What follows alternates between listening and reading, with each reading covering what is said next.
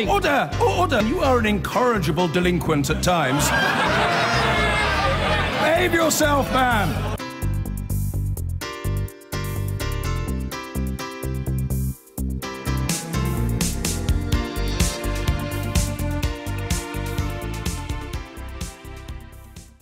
President Trump is facing mounting criticism over his response to the violence at the white supremacist rally in Virginia. The event in Charlottesville descended into violence, resulting in the deaths of 3 people. A 32-year-old woman who died after a car was driven into anti-fascist protesters, and 2 police officers killed when their helicopter crashed. Well, initially, President Trump said he condemned the behaviour of many sides, but stopped short of explicitly criticising the far right. Well, our correspondent James Matthews reports from Charlottesville. Just a warning, his report does show the moments before the woman is hit by the car.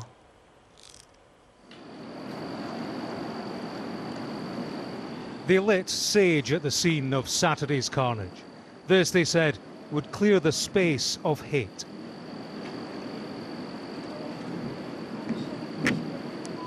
That's what they'd witnessed here 24 hours previously,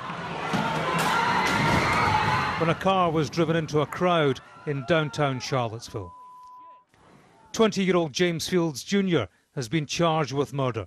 In Ohio, his mother said she didn't know he'd been at a rally of the far right, but thought he was at a Donald Trump event. I don't really understand or what the rally was about or anything, so. Okay. I just know there isn't, he did mention, what is Albright?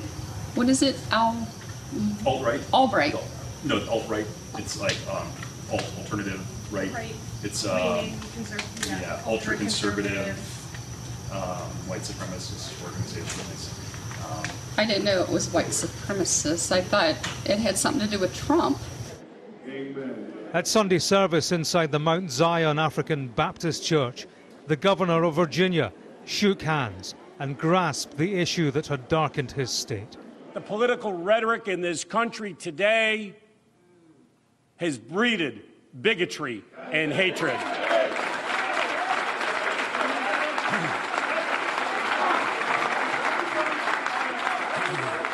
And we need to call it out for what it is. To the white supremacists and the neo-Nazis who came to our beautiful state yesterday, there is no place for you here in Charlottesville. The governor called Saturday's incident the work of a terrorist weaponizing a car. It's a sentiment that goes some way beyond the public thoughts of President Donald Trump. He has condemned the violence, but hasn't singled out white nationalists, an umbrella group for neo-Nazis, white supremacists, the Ku Klux Klan. There was aggression on both sides during Saturday's events in Charlottesville, but it had begun as a far-right demonstration.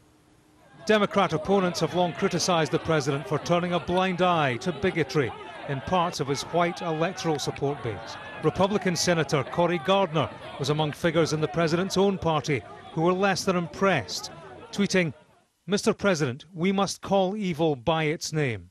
These were white supremacists, and this was domestic terrorism." His view found an echo in the street where Saturday's incident had occurred. Came up here because of a certain, political atmosphere we have that, got our president elected. And, yeah, you should condemn it as terrorism. Knowing that our community, we're the last people to do this to anybody. The fear here is that without hard condemnation at the highest level, the voice of hate will grow louder and ever more threatening. James Matthews, Sky News, Charlottesville, Virginia. Well, in a moment, and we'll head to Washington to join Cordelia Lynch to get her assessment on the mounting pressure on President Trump. First, though, let's cross to Charlottesville, Virginia, to speak to our correspondent James Matthews. And James, as you saw in your report there, the governor of Virginia coming out speaking very harshly against those far-right protesters. Some saying that's exactly what they would want to see from President Trump. What's the latest tonight? Yeah, you heard very strong words from the governor there, talking about a terrorist who had weaponized a vehicle. No doubt in his mind that although the charge is murder, this was a clear case of domestic terrorism. He wants President Trump to echo that sentiment, as do many members of the public there, and you heard some of them in my report. I can tell you some details are emerging of the individual who was behind the wheel of that car that crashed into the crowd, James Fields Jr., a 20-year-old, born in Kentucky, we've learned, moved to Ohio with his mother, where he lived until he moved out around 4 months ago. He joined the army in 2015, left that after a few months, but there's no indication as to the reason why he departed from active duty. He was captured on camera during Saturday's rally, dressed in the white shirt and carrying the regalia of a group calling itself Vanguard America. And I'll read you a sentence from their manifesto. It says this: "A government based in the natural law must not cater to the false notion of equality." This man, Fields, was pictured in the company of members of that group, although on Twitter it is denying any association with him.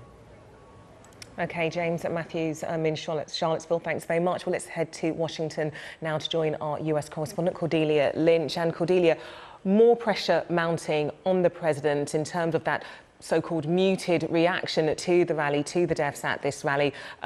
What else has been said today?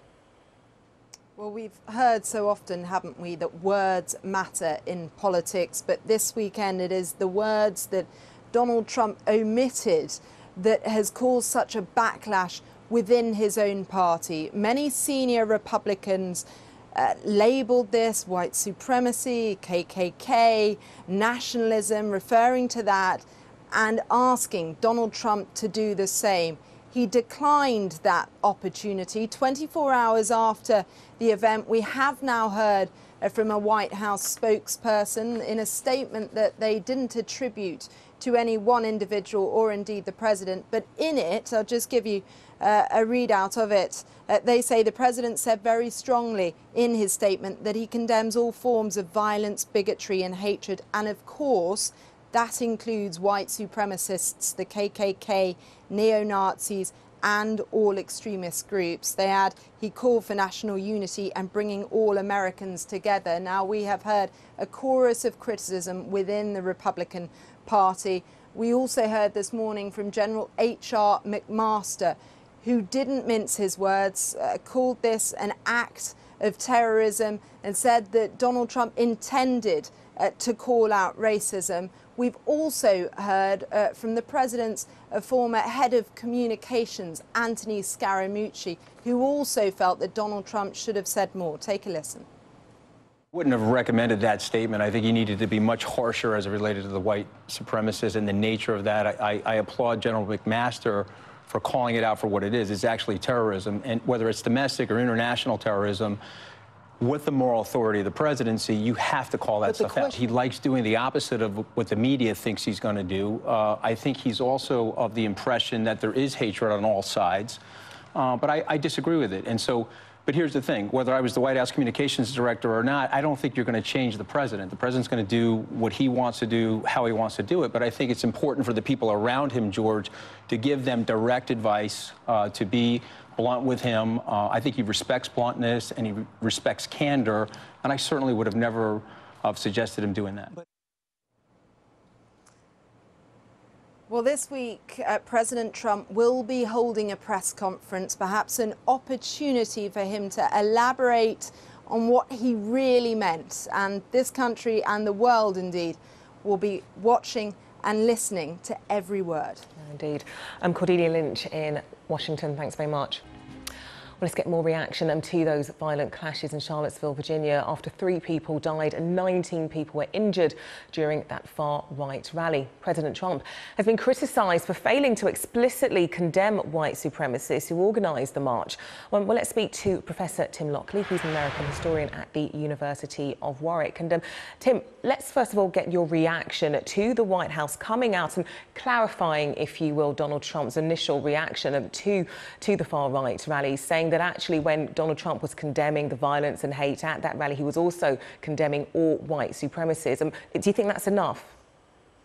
Well, it's a little bit disappointing that they have to come out and clarify the presidential statement.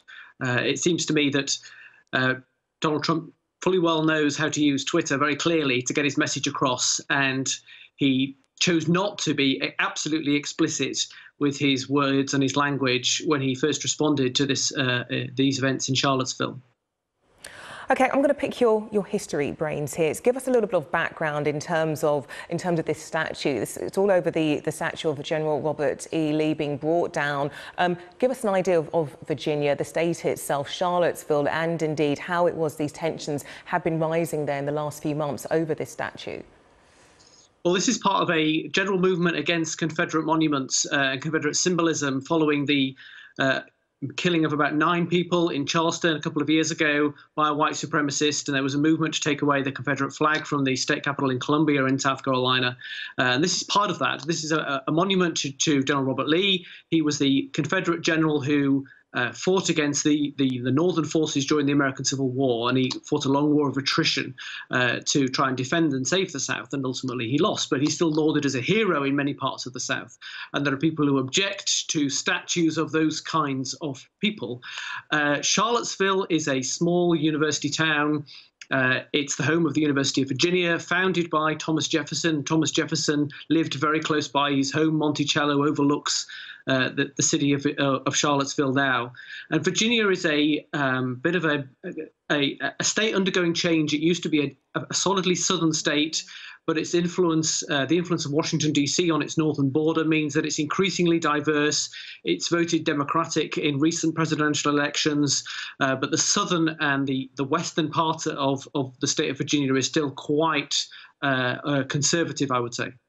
So what is going on there now then? As you said, a very sleepy college town, voted Democratic, voted Hillary Clinton at the last election. What is going on that we are seeing these tensions rising? A lot of people pointing to the fact that since the election of Donald Trump, since his entering into the White House, it seems to be getting a rise in that far-right movement who feel almost emboldened with Donald Trump being in the White House. Yes, they're absolutely emboldened because he's in a way normalised those kind of far-right views. And the fact that he put Steve Bannon, the head of Breitbart News, as one of his leading advisors, just added to that kind of sense that the far right was becoming mainstream, and people could come out and say those kinds of things about non-white people that had really been quietened down, for the last 30 or 40 years. They'd gone very much quiet underground. It's now much more overt and in public. And they deliberately target these kind of college towns because they'll know they'll meet some kind of resistance from the young, female, non-white audience that tends to oppose the radical right, which is overwhelmingly white and male, and is willing to use the sort of traditional violent tactics against these kind of non-violent protesters. I mean, what you're saying is pretty much what Anthony Scaramucci had to say in his ABC interview earlier today. He did point to Steve Bannon. He didn't necessarily completely criticise Donald Trump. He did say he needed a tougher rhetoric, but he did point to Steve Bannon and that Breitbart alt-right effect, if you want to call it that, at the White House. Yeah, and those disillusioned white people not just in the South, but in Ohio and Pennsylvania and Michigan and Wisconsin, were the people who put Donald Trump in the White House. And for him to come out and outright condemn that kind of latent white nationalism, the racial viewpoint of America, is a difficult thing for him to do because he knows those people are his only path towards re-election in 3 years' time, whether that's going to happen or not. And he has to keep those kind of people on side. Now, any other presidential candidate and even some Republican senators and congressmen are coming out with much stronger condemnations of what happened in Charlottesville. But Trump is being very, very cautious here because he can't afford to lose those kind of voters. And exactly what the former KKK leader said in a tweet to him. Do remember that it is the white Americans got you in the White House and not the lefties. Tim Lockley, thanks very much. Good talking to you. The White House has defended President Trump's reaction to an attack on anti-racism protesters in the state of Virginia, saying that his condemnation had included white nationalist groups, even though he did not specifically mention them. A 20-year-old man has now been charged with murder after a car was driven into a woman who was part of a demonstration against a rally of far-right groups in Charlottesville. 19 other people were injured. Our Washington correspondent Laura Bicker sent this report from Charlottesville. After a violent day of division, Charlottesville has come together to pray, to show that this city condemns the hate brought here by neo-Nazis and white supremacists. The Virginia governor went from row to row, hugging worshippers in this Baptist church. He promised to keep politics out of the pulpit, but there was a message he felt he had to give. It is about politics in that the political rhetoric in this country today has breeded bigotry. The streets here simmered with tension yesterday before finally erupting into violence as white supremacists gathered for a rally. The group, which included members of the Ku Klux Klan, said they wanted to take America back. Counter-protesters and anti-racism activists challenged them. Police tried to disperse the crowd, but this day was not to end peacefully. A car, at speed, rammed into protesters. Shocked witnesses captured the aftermath. The crash killed 32-year-old Heather Heyer, who'd fought racism all her adult life. Many others are still being treated in hospital. Those who captured the scene on camera say they were not shocked the day ended in tragedy. The police have charged 20-year-old James Alex Fields Jr. with second-degree murder. The Nazis who came to town yesterday clearly had the intent of causing violence. You know, you don't come to town with shields and helmets and weapons and have a militia with, you know, automatic or semi-automatic weapons around their shoulders if you're here to peacefully express an opinion. Others who've lived here all their lives say these scenes do not represent Charlottesville, and they want politicians to challenge those responsible. It is important for us to call these people what they are, white supremacists. I don't understand why that is so difficult. That is what they are. They're not hiding this behind a statue. They didn't come here because of a statue. They came here because, just as David Duke said yesterday, they came to fulfill the promise of President Trump and take their country back. This city did not want bigotry on its streets. Its people now want to remember those who died trying to challenge it and to keep the peace. And we can talk to Laura Bicker live in Charlottesville now. Laura, how would you sum up the political reaction to the attack? There's been considerable focus on what President Trump did and didn't say in the wake of it. Well, amidst the condolences and the many floral tributes being brought here, there is anger, as you've just heard. Many feel that Mr. Trump's condemnation of the violence here yesterday did not go far enough. He did not explicitly name the alt-right groups. In fact, the criticism has even come from within his own party. One Republican senator said that the president must call evil by its name. This was the work, he said, of white supremacists, and this was domestic terrorism. Now, the White House has come back with a statement. They said that, of course, the president wanted to condemn all groups, including the KKK, neo-Nazis and white supremacists. And General McMaster has described this as terrorism. But when it comes to how this city recovers, many people told me that this is supposed to be one of the picturesque in the south. And now, especially this street, where Heather Heyer was killed, will never be the same. Laura Bicker in Charlottesville, Virginia. Thank you. The violence was shocking enough, but the president's reaction, which stopped short of criticising white supremacists, has proved just as provocative. Donald Trump blamed many sides after a car was driven into protesters trying to stop a far-right rally in Virginia. To date, the White House insisted his criticism included extremist groups, but many of his own supporters believe he should have been more explicit. Juliet Bremner reports from Charlottesville.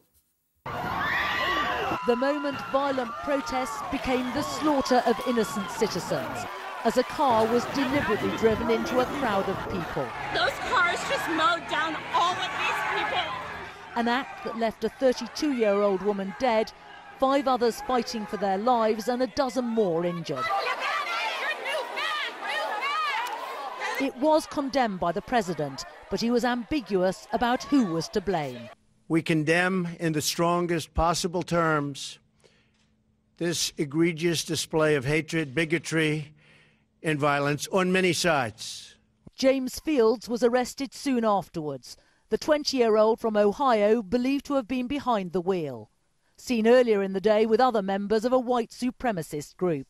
Police here in Charlottesville are treating this as murder, what they call second-degree homicide. Many, though, believe it should be investigated as domestic terrorism. As they cleared away the evidence of the ugly racism that had spilled onto the streets, even the president's friends were critical. I think he needed to be much harsher as it related to the white supremacists and the nature of that. I applaud General McMaster for calling it out for what it is. It's actually terrorism. But those who'd led the protests under the banner of the alt-right or white supremacy were unrepentant. David Duke, former leader of the Ku Klux Klan, tweeting, "I would recommend you take a good look in the mirror and remember it was white Americans who put you in the presidency, not radical leftists." Hunter Harris, down at the crash site, reflected the view of most in this community. Across the world, people are calling out for what it is. It's terrorism. This was an act of domestic terrorism. These blessings I ask. Today, they are praying for those killed or injured. But deeper questions remain about the racial divide that provoked such violence.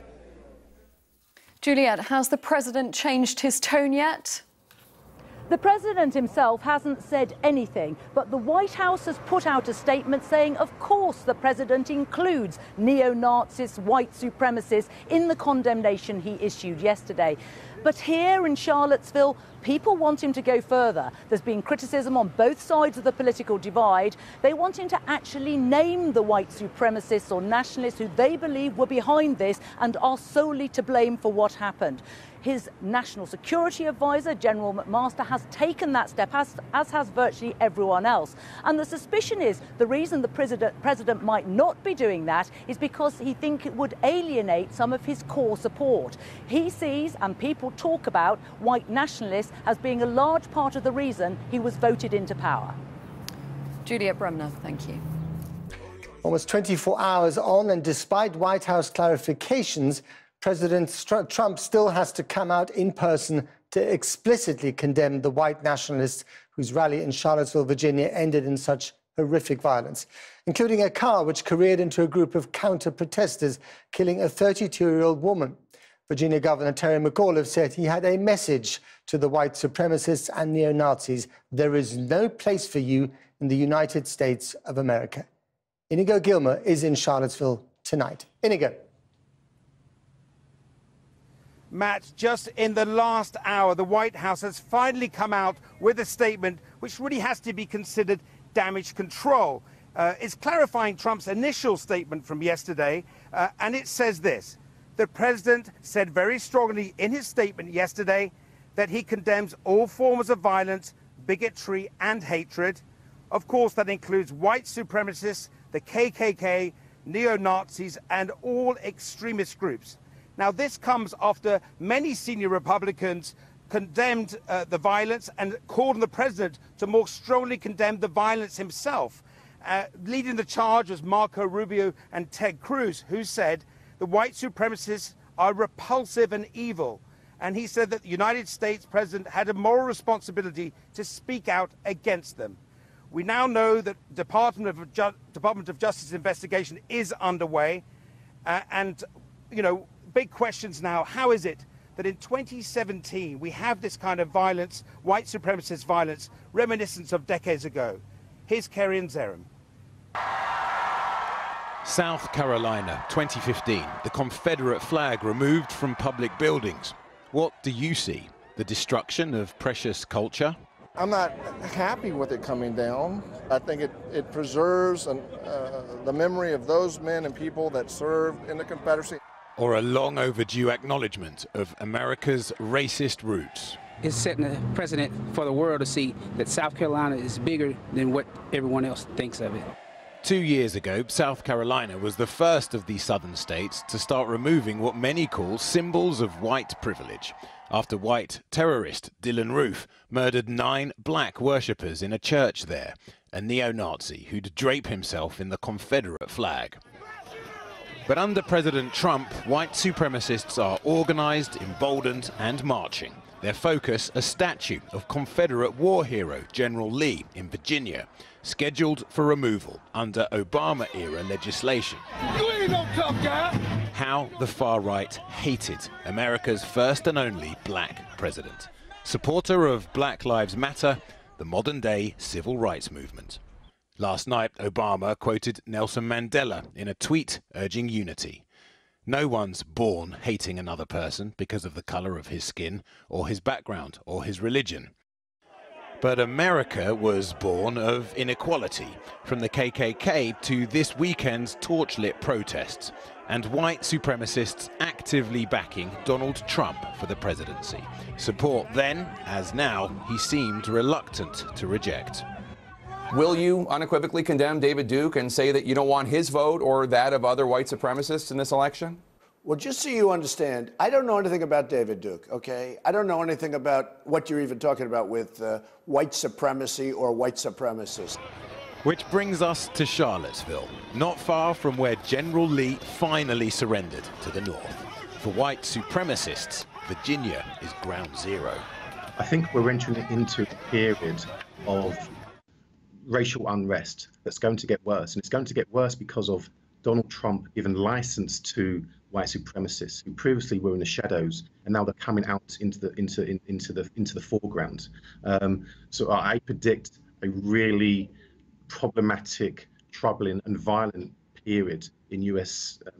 Politics for the coming weeks, months, and years. There are over 1,000 Confederate statues still standing in 31 states. More protests are already planned. This is a big test for America, for the president and the people. That was Kamian's own. We'll get back to Inigo Gilmore in Charlottesville and his piece as soon as we can. Well, a short time ago, I spoke to the former Virginia Congressman Tom Perriello in Charlottesville and asked him about yesterday's protests in the city involving white supremacists. Listen.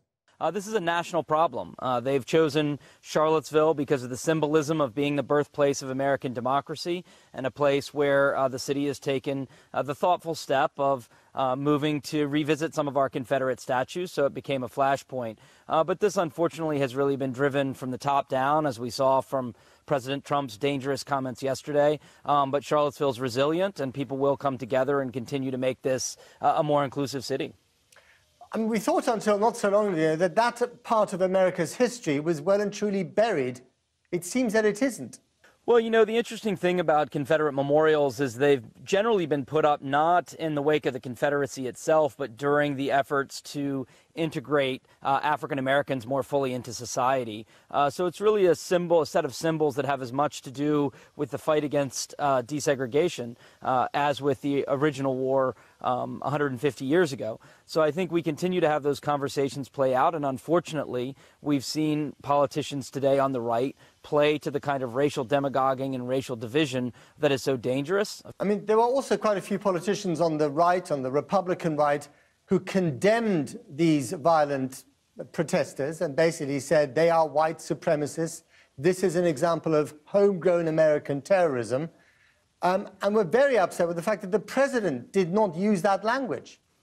I thought it was incredibly important that many conservative leaders who've been willing to call out individuals like Spencer and Duke who've been driving this process and criticize President Trump for a truly egregious press conference yesterday that, quite frankly, should have been the easiest of his presidency. But for him to go out of his way to create false moral equivalence and to specifically dog whistle to the issue of cherishing our history when that was the rallying cry of those in the park was really one of the greatest moral failings of a president that hopefully I will ever see in my lifetime. Well, if Donald Trump now comes out very clearly and says, I condemn these white supremacists, I condemn this kind of racism, I condemn these Nazis, if he uses the same language that people like you are using, is that enough for you?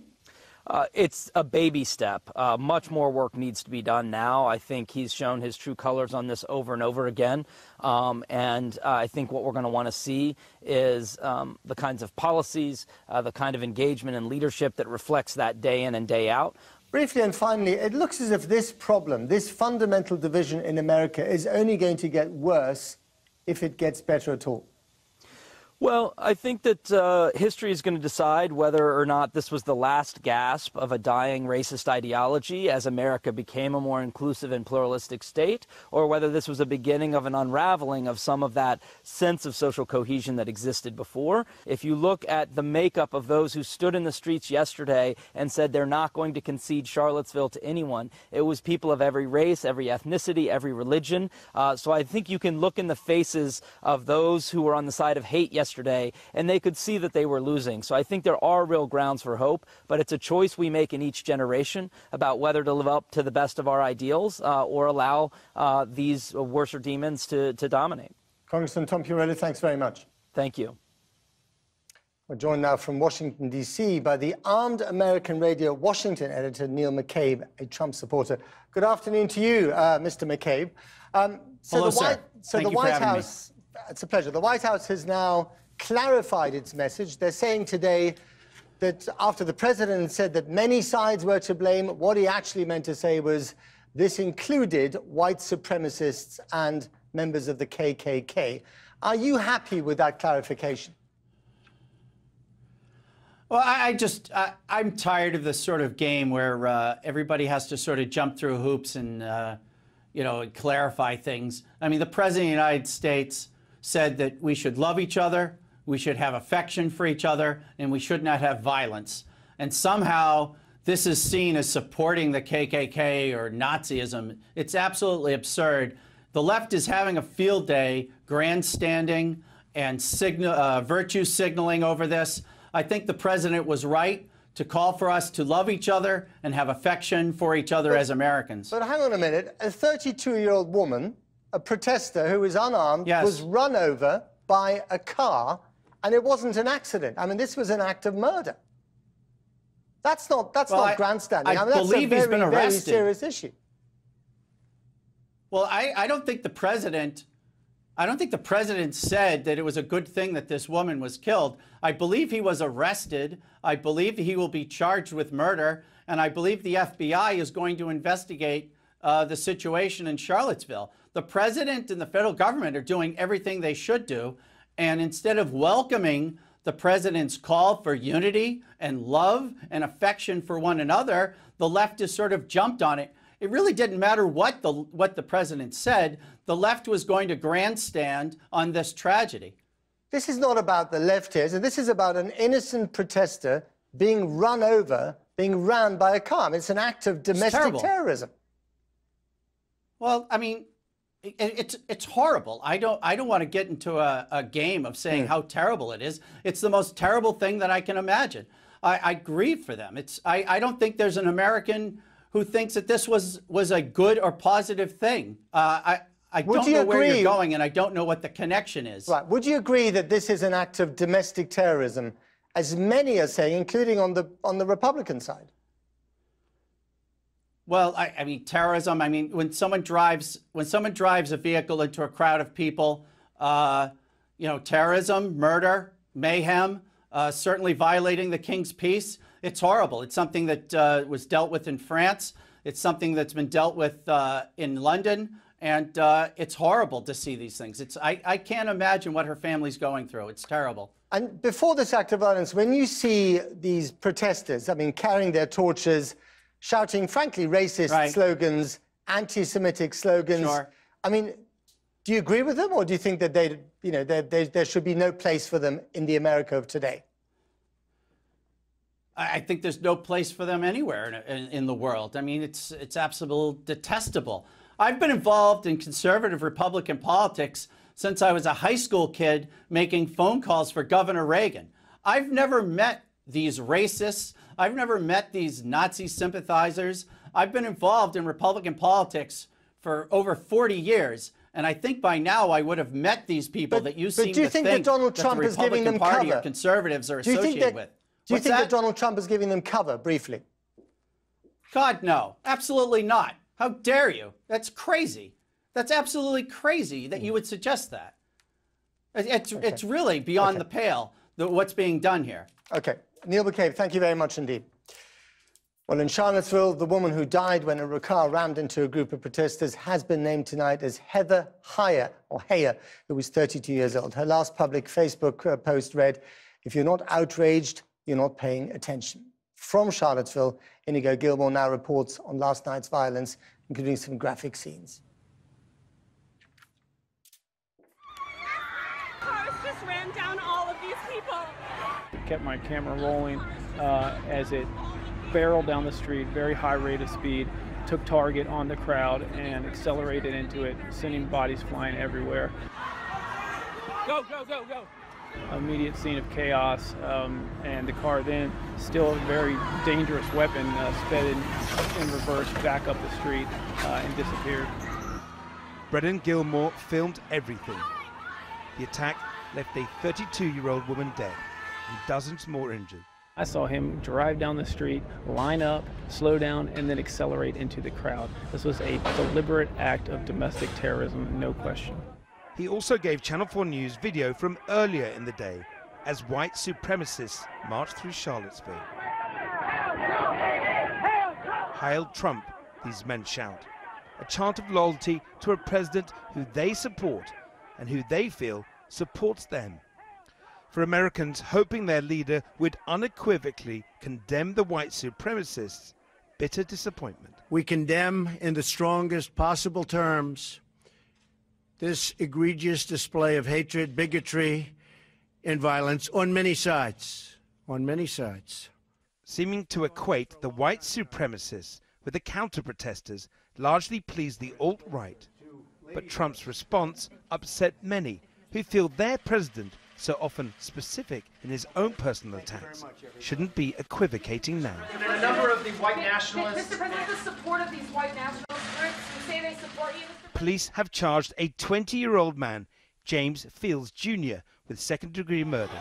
He'd come from Ohio to join the largest gathering of white supremacists in America in a decade. Take your hatred and take your bigotry. There is no place for you here. There is no place for you in America. This, they told me, isn't their Charlottesville. Are you disappointed with President Trump's reaction? A lot of people are pointing fingers towards the White House for inflaming racial tensions in this country. I was very clear with the president. It is time for this nation to come together and to stop the hateful rhetoric. Former KKK leader David Duke, live streaming from Charlottesville, said this is just the beginning. They're waking up. A part of that was the Trump election, because he started talking about, make America great again. Well, you don't make America great again unless you make what great America again? white again. You have David Duke saying today, loudly and proclaiming and professing that President Trump is our president. We are going to get what he promised us. That sends a very clear message. Senior Republicans have joined Democrats to specifically denounce the racist views and violence of the white supremacists. Even the president's former #1 fan has re-emerged to taunt him. I think he needed to be much harsher as it related to the white supremacists and the nature of that. And whether it's domestic or international terrorism, with the moral authority of the presidency, you have to call that stuff out. And in Charlottesville, a little girl worries about her president and about the future. Nobody should have to go through this, let alone me being an 11-year-old and me completely understanding, because it's not right. And for anybody to even go out here and feel threatened or feel hurt or not feel safe in their own town is wrong. This isn't just about one day in one community. Many fear that in Trump's America, the white supremacist movement is on the rise. How far can they go? Inigo Gilmore in Charlottesville, Virginia, for us tonight. I've been getting